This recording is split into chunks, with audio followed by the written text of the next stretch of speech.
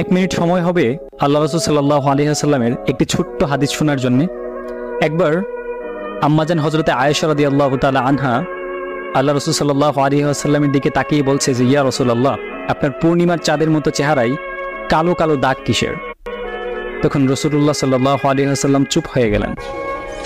আম্মাজান যখন আবারও জিজ্ঞেস করলেন যে, ইয়া রাসূলুল্লাহ, আপনার কালো দাগগুলো কি বসন্তের দাগ? তাহলে আপনি আল্লাহ তাআলার কাছে দোয়া করেন যেন তিনি আপনার কালো দাগগুলোকে সরিয়ে দেন।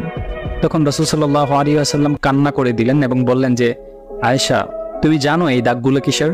আমার এই দাগগুলো সরিয়ে দেওয়ার জন্য আমি আল্লাহ তাআলার কাছে কখনোই দোয়া করব না।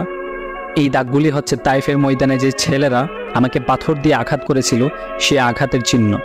তারা একবার নয়, দুইবার নয়, তিনবার আমাকে আঘাত করেছে এবং আমাকে অজ্ঞান করে ফেলেছিল। আমি চাই না আমার এই দাগগুলো মুছে যাক।